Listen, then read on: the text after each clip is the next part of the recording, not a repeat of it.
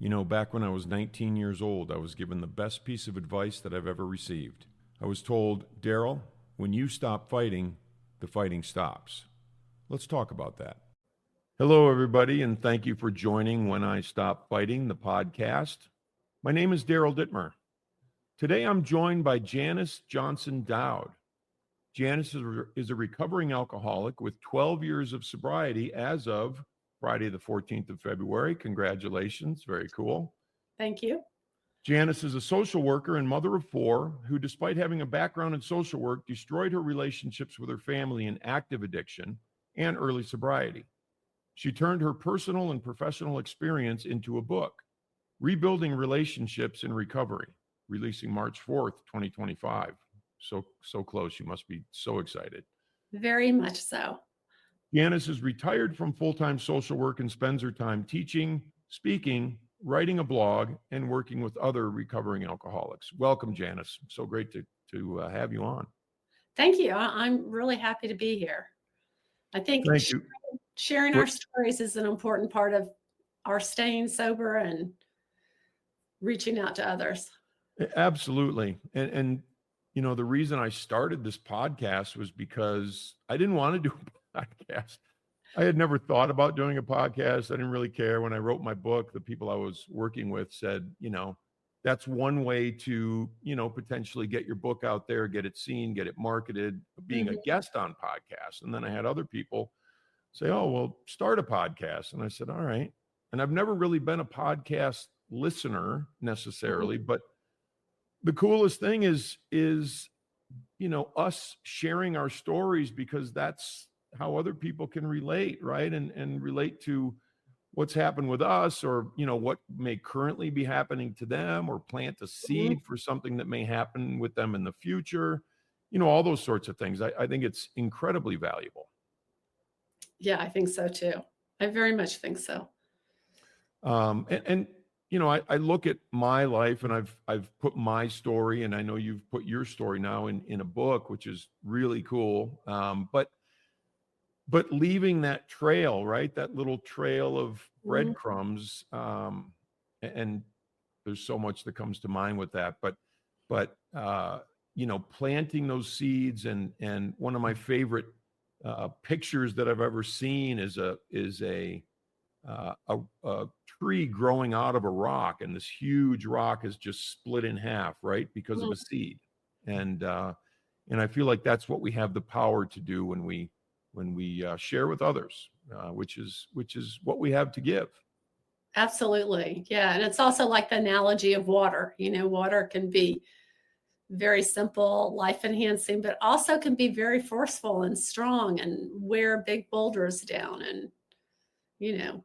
Yeah, absolutely. So Janice, I'm intrigued by your story. You know, I love the part in your bio, honestly, where you say, because it's so honest and so raw, and I think it's just a beautiful thing, where despite having a background in social work, destroyed relationships with family and active addiction and early sobriety. And I think that's really, really powerful stuff. So if you'd give us an idea of from whence you came and what brought you here, I'd love it.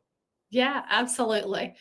Well, so my story begins with growing up in a dysfunctional home. My dad was a functioning alcoholic. He never outwardly lost jobs, got a DUI, had any health issues, but we had all those subtle problems at home. Don't talk about dad's drinking. Don't talk about the business in the family. Very little communication, keeping secrets. And we moved around quite a bit, which now I look back was a function of his alcoholism and that little job instability. My parents both came from alcoholic backgrounds. They were both born and raised on farms by immigrants. So they had this incredible work ethic. And, you know, when from the outside appearance, they looked like, you know, pretty much the all-American family who was trying to live the American dream. So, and in your book, I read about how you describe your family of origin is very good too. You don't place any blame on them or anything. That's true. 100%. And I don't place blame on my family, but what I've come to realize is that I learned a lot of dysfunctional patterns of behavior.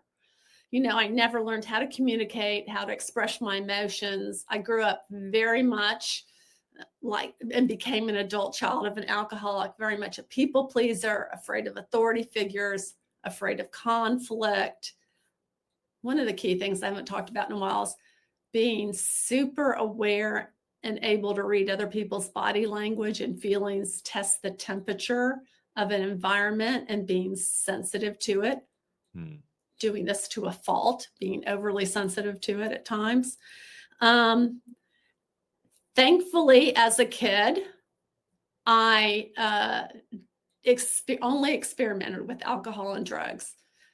And that's for two reasons. One, because I was deathly afraid of my mom. I knew she would kill me or ground me for life. And two, because I was an athlete, and I know you were an athlete too. And athletics was my saving grace. So I look back and I think I always was an addict or an alcoholic. I always had that addictive tendency. I just directed it towards swimming and then school and then perfectionism, things that you wouldn't normally say that girl's got a problem, Right. So swimming was a great thing for me. And that's what took me to the University of Michigan. I got a college scholarship to go to school, go blue. Go and blue. Which was one of the best things for me, because for the first time I was really away from home.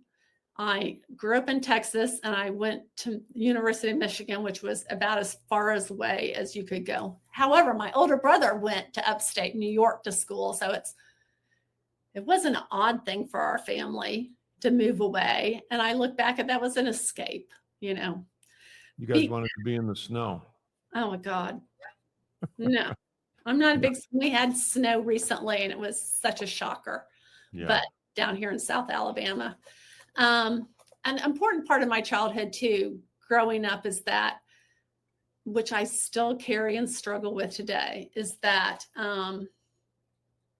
this is going to sound very sexist, but girls weren't as important as boys. I take that as a factor of my Scandinavian descent and of my parents growing up on a farm, where both of them only had limited women in their household. So the women stayed home, raised the younger kids, cooked, clean, all that kind of thing.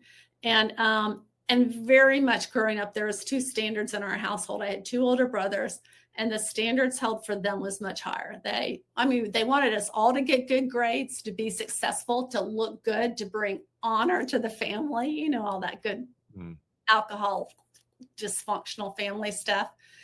But there wasn't as much pressure on me, which on one hand was good, but on the other hand, it left me with that pervading sense of I'm not as good as, I'll never be as good enough.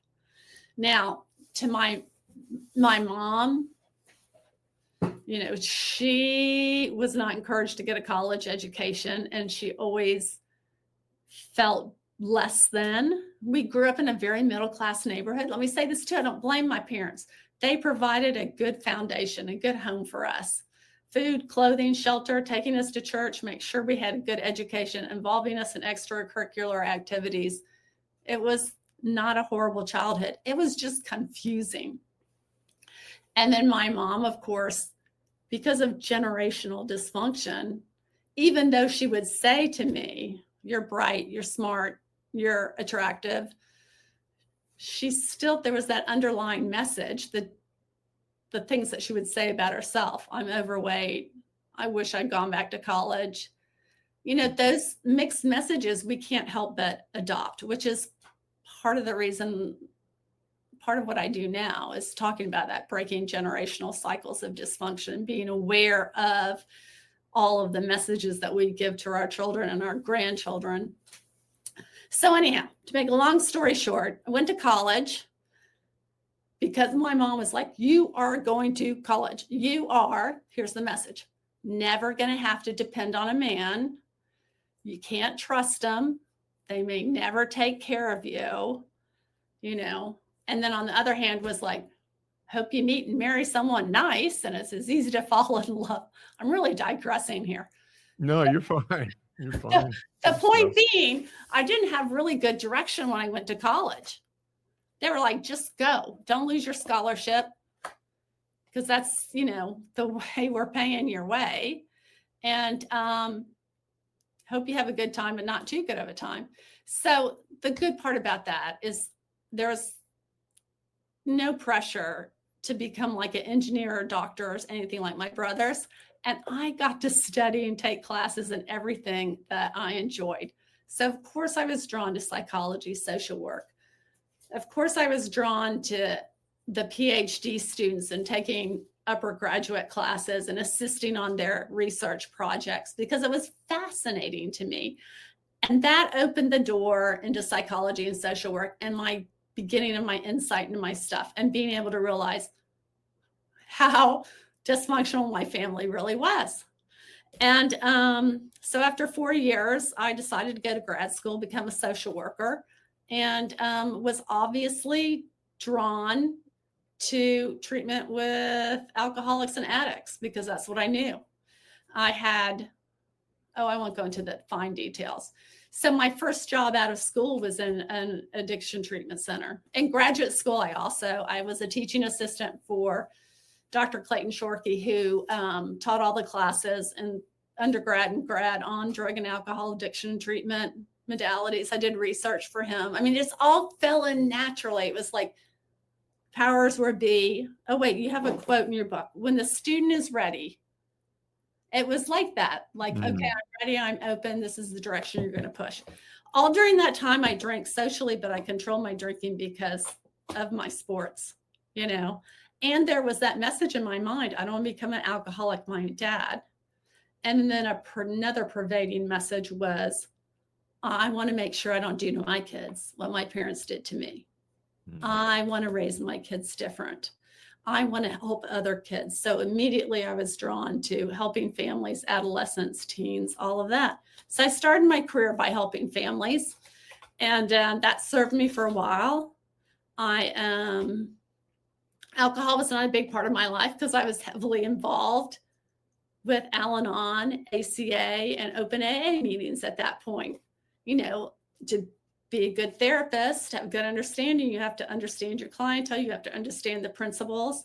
So I did a lot of good self-care back then. That's not to say I wasn't still crazy.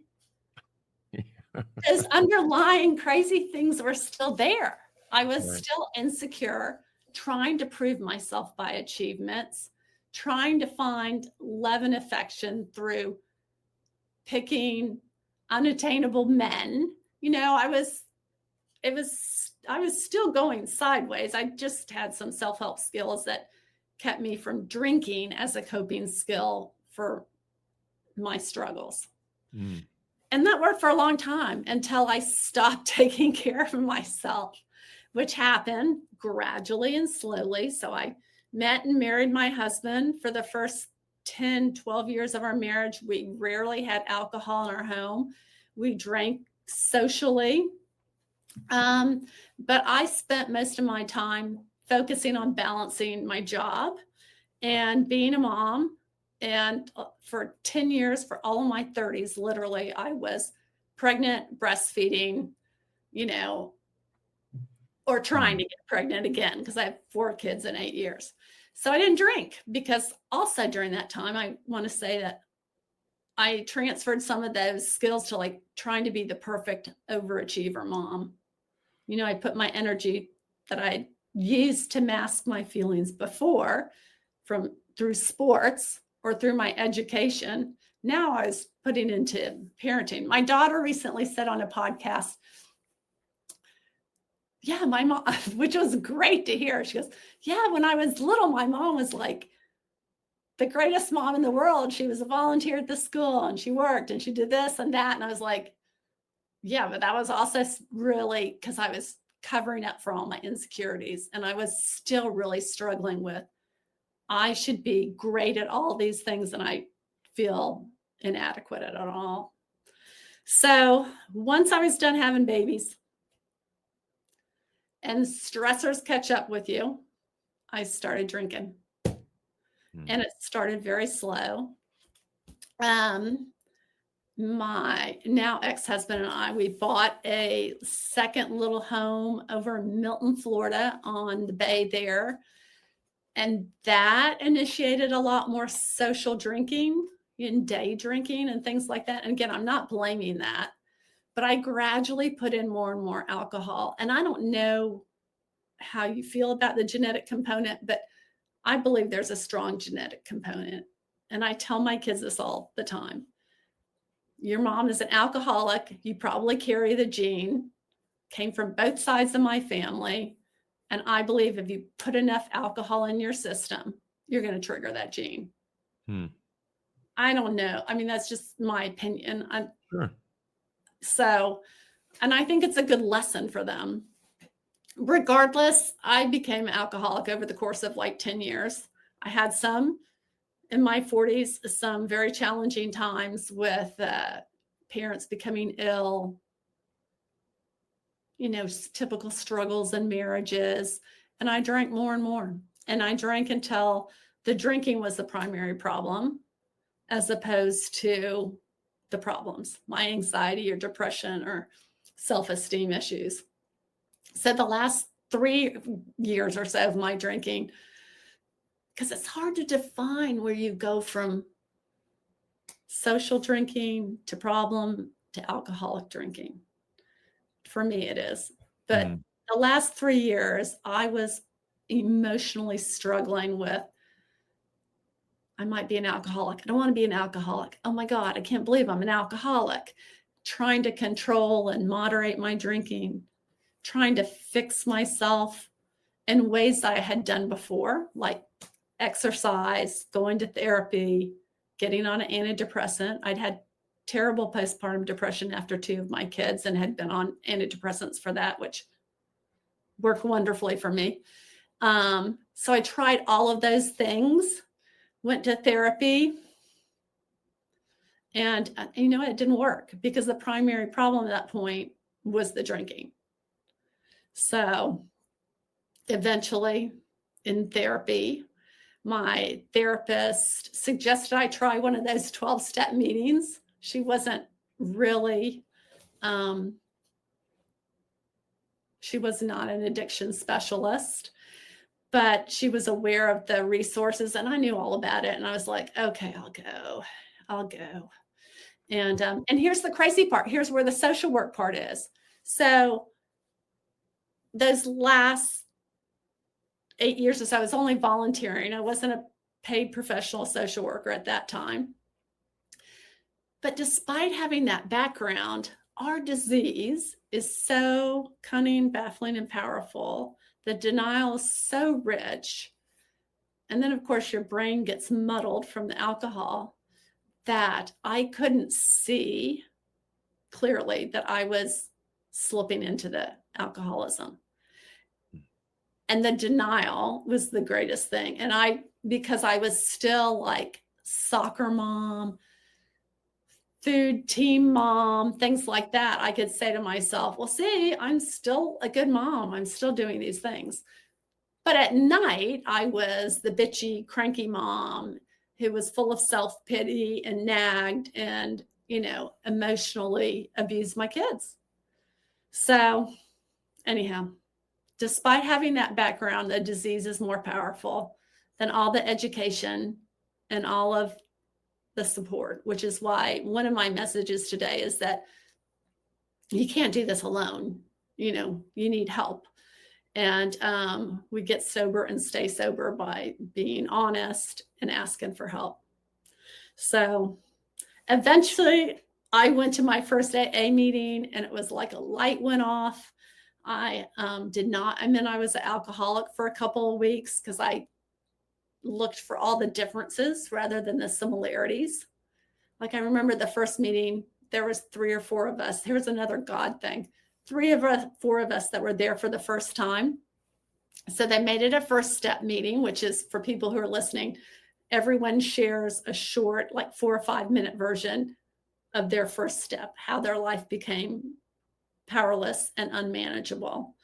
And as everyone shared around the table, it was a small group. There was probably 15 or 20 of us there that day.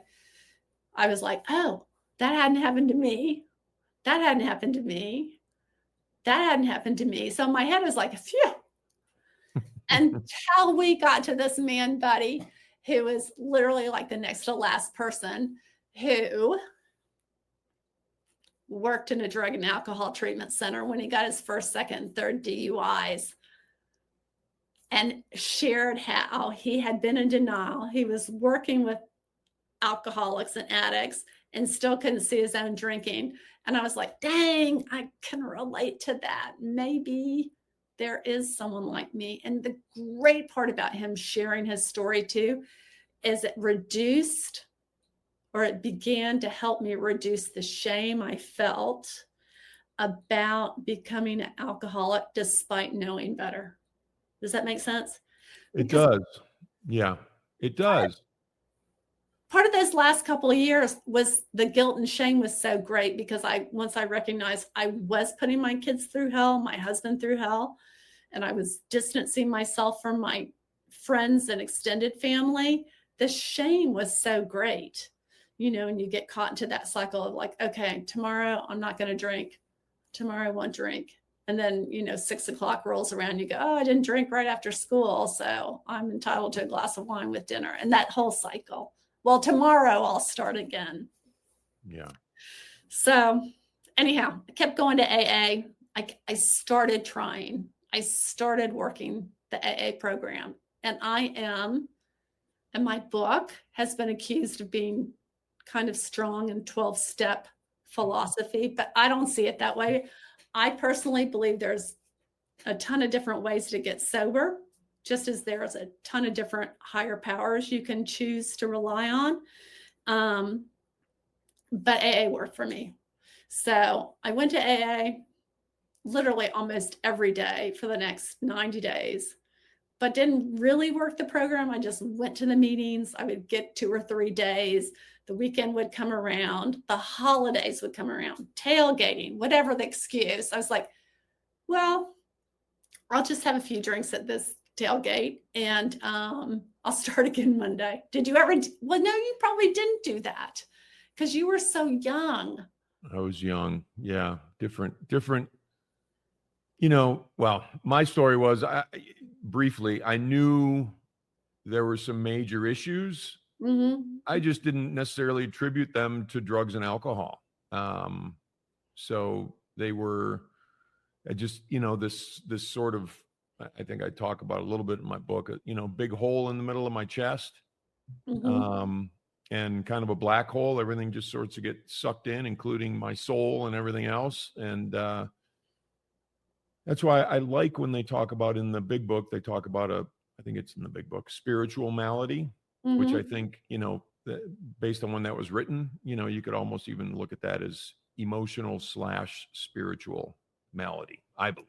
I think so too. Yeah. And that's where I was at. My bottom was like that. It was an emotional devastation, brokenness. So I did have the classic, like drunken, embarrassment in front of my family, drove drunk, took out my neighbor's mailbox on the last night before my best friend and family intervened on me and told me I had to go to treatment. Towards the end of those 90 days, I had started telling people that I was trying. I wasn't trying to do it in secret anymore. I started saying, yes, I'm an alcoholic.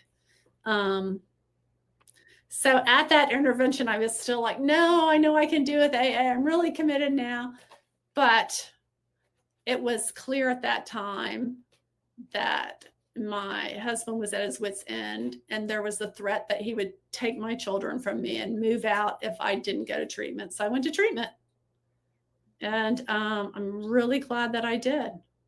And I'm, again, not saying that's the only way to get sober, because I know you went to treatment too, but because I know a lot of people who got sober just through AA, through their other support organizations. So, but I went to treatment, and fell back into that pattern of, despite being a social worker and knowing that my family needed me and needed for me to get well and needed for me to become back involved in their life, I literally abandoned them all over again when I went to treatment. I got so wrapped up in my own recovery, two things: my own recovery, commitment to learning the skills and tools, and also caught up in my fear of rejection and abandonment I was afraid they would reject me. I'd had those rules sat down, that I put up a wall between myself and them under the pretense of, I'm working on my recovery. I got to do this. This is the most important thing. And I feel like that a lot of treatment centers, for a number of different reasons, and mine in particular, let me just talk about mine. The primary focus was on helping the addict or alcoholic build up the skills, do the work they needed to do. So when they left treatment, they had a plan for sobriety. There was not a great deal of attention put on the family. In my situation, again, it was aggravated by the fact that my family lived 250 miles away. All 4 of my kids were involved in extracurricular activities. So my husband, all of those responsibilities fell on him. And part of it was a time issue. It was hard for them to get up and see me, which I took as rejection. I made excuses for them, and that fueled my putting up the wall. And then I say this in the book, and I've said this on Instagram all the time. I also naively thought if I just got sober, that once I left treatment, that would be the start of something good. I didn't think about the extra work I needed to do to repair and rebuild those relationships. I also refused to look early on at the damage I had done to my kids, because in my head I said, well, what I did wasn't as bad as. And I said, well, most of my drinking came at home. I never, what were some of my nevers? I mean, now that I think back, some of those nevers I did do. Like I used to say, I never really embarrassed my kids in public. Well, yeah, I did. I drank at their soccer games. I went to my son. My son has been in a band, my oldest son, off and on. I went to one of his, I passed out with one of his band performances. So yes, I did do those embarrassing things, but I downplayed them, which is, I think, an important part of rebuilding your relationship with your family, is owning up, taking responsibility, which I think is really important and seems to be one of the principles in your book, and validating the feelings of your families and your loved ones. So to make a long story short, for less long, it took me until I was about 6 months sober before I realized the damage I'd done with my family. And that was aggravated again. I went from 4 weeks of treatment. I ended up staying 12 because I had some real issues I needed to deal with. The divide between me and my family grew. So when it was time for me to leave treatment, between my issues and the growing hostility between my relationship with myself and a couple of my family members, they recommended I go to a halfway house. So I went from 12 weeks of treatment to 3 months at a halfway house, and another year at like a 3/4 way house, all separated from my family. And it was like at 6 months where I realized I had lost my family, and that the only people I had in my life was my 12-step group, my coworkers at my little part-time job, and my therapist and my sponsors. And it really began to hurt. And I really began to start to fix those relationships, which of course, I've abandoned my kids theoretically and physically for 6 more months. Their walls are up even higher now too. So it took a lot of work, a lot of trial and error, a lot of talking to a other people in the program, other parents, some of their kids. I mean, I met with some of my friends' kids to ask them what was working for them. And then I went back to the books too, and also went back to therapy with well, I've been in therapy all the time, but I went back and became willing to address those family of origin issues that fueled my inability or not willingness to reconnect with my family, which I probably get it. This might sound like psychobabble now, but I think it's an important part of ultimate long-term recovery is to you have to take some time to look at that history and how it interferes with your current. Sure. So eventually I repaired those relationships. I mean, not completely. They're still growing and improving today, but it kind of became my mission. This is how my book was born, because once I got to the other side of all of that, anytime I had the opportunity to tell my story, to speak at a treatment center, to lead a discussion, my discussions were always about family. And people were like, this is really important. No one talks about this. And it snowballed into a book. And my hopes that, more families will be invited into treatment earlier than my family was. So, which thankfully, I'm getting a lot of information in. Just stop me if I'm rambling on. Thankfully, I think some of the problems that we had back then, like we didn't have Zoom 12 years ago to do Zoom family counseling. I think some of those things we can manage a lot better now. But I still think especially in early recovery, those of us in early recovery need some direction on how to repair relationships. And I still see it at meetings. I don't know if you do, but occasionally in a meeting, I'll hear someone say, yeah, I'm sober 5 years, but I haven't talked to my family in 8. And if it's because it's a dysfunctional family, that's one thing. But if they're missing that family, that's another thing, So. Yeah, I think relationships are what makes the world go round, right? I mean, that's what we have. We have relationships, and I'm a big proponent, and obviously you are too. I have to build the relationship with myself in conjunction with building my relationship with others. And you mentioned it has to do with honesty, and it has to do with taking a look at some of the things that I did and some of the things that came from me. And so important when you talk about sobriety. Sobriety is not the end. Sobriety is just the beginning, putting away the drink, putting away the drugs, putting away whatever it is, food, gambling, sex, blah, blah, blah, whatever it is. That's only the beginning of the healing part, because I'm not capable of fixing anything while I'm still mired in that behemoth. Mm-hmm. And I also, truly believe, and you touched on so many things. I was writing a few things down, but there's we can gradually, and you mentioned this, we can gradually lose our grip on our self-care.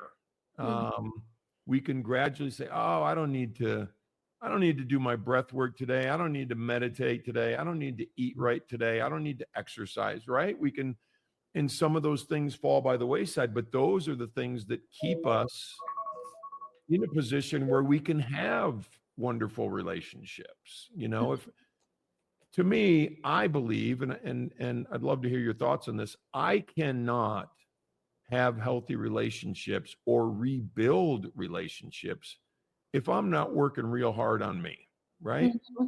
Yeah. That's a beautiful way to say it. And that's kind of what I did when I went back to looking at that in therapy, was that next step. Like I had learned I had the tools to be sober, but now I needed to come to terms with my own weaknesses, strengths, and the guilt and shame, that haunted me, and I didn't want to look at it.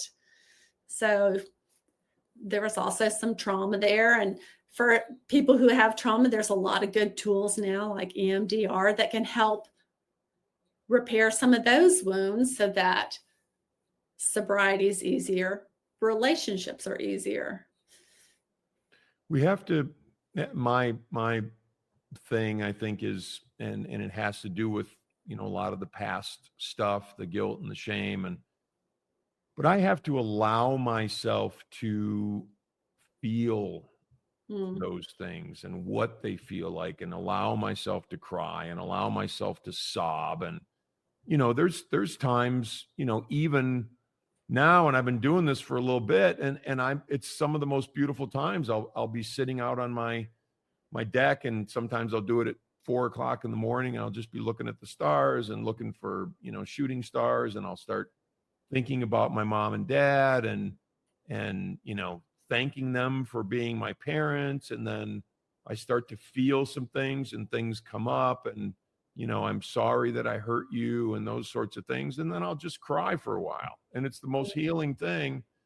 And I'm almost 60 years old. Like it's been a long time, and my parents have both been gone for a long time, but it's such a beautiful cleansing, which I think, we all need to just slow down. And I'm not going to speak for anyone else, but, slow down, feel some of those things, allow myself to just cleanse, right. And clear away some of that stuff that may be stuck inside me. yeah, absolutely. I agree with that. And in fact, yesterday I have a part-time job, which is a lot of fun. And for whatever reason, like I had this moment like, oh, I'd really like to call my mom and tell her about this. But my mom's been gone since 2015. And then I was hit with a wave of grief. Being at work, I was like, oh, I can't process this. Now, here's where the God thing comes in. Like within 10 minutes, my daughter calls me. And I was like, what's up? You know what I mean? I think that was the universe saying, okay, you don't have your mom, but you got your daughter, and you have this relationship, and look at how beautiful it is now. And you honor your mother, because I couldn't grieve at that job at the work, right? Well, I probably could have gone into the bathroom and had a good cry, but instead I was stuffing the feelings down. But I was given this little gift of an opportunity to heal it in a way that, well, it was kind of special to me, and it was healing to me. And I didn't have to worry about other people going, why is she so emotional right now? I didn't have to worry about being judged or any of that stuff. So yeah, healing comes in a number of different ways too. Yeah, a good cry is wonderful. I have a hard time crying. That's something I'm still working on. Yeah, my upbringing was just be tough, just take care of business, blah blah blah. But there'll be times, honestly, I'll be watching America's Got Talent, and somebody will do really well, and I'll feel so good for them, and I'll start like tearing up a little bit. It's hilarious, because it's not, it's kind of hilarious to me. No, but It's cool. I love that I am allowing that to happen, as opposed to, shove it down, shove it down, shove it down. Yeah. One of the things you talked about was trying, and that word came out of your mouth. And I love that word, because it's so important in taking responsibility. We have to take responsibility for our own life, for our relationships, for our recovery, for all of these things. And the only way we can do that is to figure it out. And the only way we can figure it out is to try, right? So I love that you talked about that. I think that sometimes, if I think that my life is 100% on me, then I'm beginning to experience freedom. That's how I look at it. Expand upon that a little bit. I'm not sure I understand. Well, if I'm saying, oh, it was their fault, or, oh, that's not on me, that's on them, or pointing the finger, or, feeling like I'm a victim of, or Mhm. looking back and blaming it on my parents or whomever, Yeah. then I'm not free, because I'm attached to all of those things, Mhm. either next to me or in my past or whatever it is. When I can take 100% responsibility, not necessarily for what other people do, because they do what they do, but how am I going to respond? How am I going to allow that to sift through the sand of me? Mhm. And that's what I mean by the freedom part, because the freedom is knowing that I am responsible for all of it. Yeah, that's beautiful. I appreciate you expanding upon that, and I agree with you. I mean, and I think that was one of the mistakes I made with my family too. Like Mm. in the early stages of the relationships, that because you did this, I felt that, as opposed to I'm feeling this. I have to take ownership of my feelings, and it's my responsibility to respond in a manner that helps me convey what I need to say or where I need to go with this. I'm taking your very large principle and putting it down into one of the ways that I applied it. But yeah, no, I think responsibility is huge. Yeah. And allowing ourselves to understand that, allow is one of my favorite words in the English language, because Uh-huh. there's so much involved in that. But allowing ourselves to understand that it's not going to happen all in one day, and that's one of the things I like to allude to in my books, is the fighting part, that Mhm. if I'm allowing, I'm not fighting. If I'm when I first got sober, I was like, oh, I'm sober now, I shouldn't be feeling that, I shouldn't be thinking that, I shouldn't be, all those we should on ourselves. Right.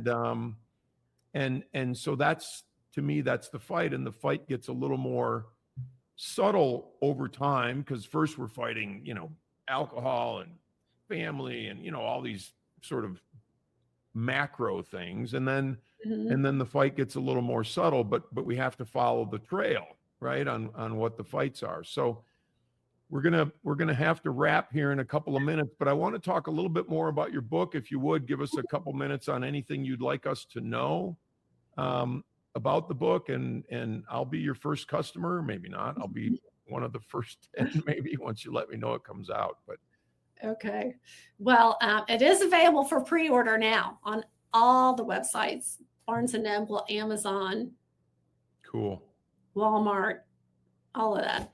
Um, but essentially, it is the book that I wrote that I wish had been available for me when I was in treatment. It's got a lot of information about, sorry, I don't know how to turn off my phone. That's fine. Um, a lot of information about tools to get you started. Um, it is written as a guide to anyone really in recovery, even if you're recovering from a number of mental illnesses, PTSD, OCD, bipolar. You can use these same tools in those situations as well. Anyone who's struggling to repair relationships. And I address very briefly a little bit of the brain science of addiction in a way that's easy to understand, so you don't get too wrapped up in the terminology. Also, really proud of the chapter on amends, how to make it a good amends, and how that differs from an apology, and then the ongoing work that it takes. So I'm not doing a great sales pitch, but again, No, it's you are. I I I'm very proud of the book. It's not written as a textbook, it's written to the everyday person. Though I think every addiction therapist should have one in their office. So, Yeah, no, that's beautiful, and I commend you for writing the book, and I congratulate you for doing that. And I will absolutely, read it and give you a review, because I know that helps, which is really cool. yeah, Don't forget about Goodreads. Got to do a review on Goodreads as well. I will. Some of the some of the things that I've learned in terms of just helping authors and helping that. But there's again, relationships are all we have. I mean, relationships are what makes the world go around, and what am I doing to keep my side of the street clean, right? And that's, to me, that's what it's all about. So where can we find you, Janice? I feel like we need to do a part 2 of this podcast, and we probably will at some point, but where can we find you? My website is www.janicejonsondowd.com. I'm on Instagram under the handle parenting_IN_recovery. So parenting and recovery. And those are my 2. I have a newsletter and a blog that you can access through my website. Please sign up for the newsletter, because that's where it's a once a month thing. I don't besiege you. It's a kind of a fun, like I will take your book and review it on there along with Goodreads and all of that. So every month I highlight like a blog, a podcast, a book, and sometimes a person who's inspired me, a mental health professional, or someone who's doing great in the mental health field. And it's just a quick, easy read. So. Yeah, very cool. I'm going to sign up for that after my next recording, and I will definitely do that. And I'm going to pre-order your book for sure.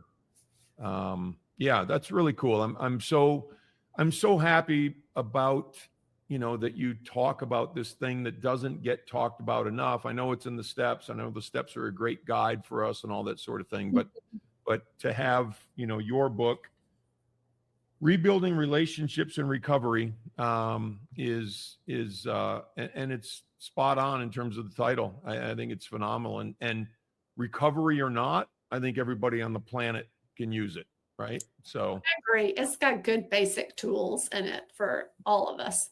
Yeah. That's phenomenal. So Janice, thank you so much for joining me. I know we are going to need to do this again, because there's of the ground we covered, we probably covered about 1% of what we could cover. You and I were acquainted on Instagram, which is really cool. And you have great stuff on Instagram. So I would, say anybody who has Instagram, follow Janice, Parenting and Recovery, and because I love reading your stuff. So thank you. Thanks for coming on, and I know we'll be in touch. Thanks for having me. Have a great day. You as well. Thank you. If you've enjoyed When I Stop Fighting the podcast, please check out my books and my journals on my website, daryldittmer.com. Enjoy a 15% discount by using the code PODCAST, DARYLDITTMER.com. Thanks again.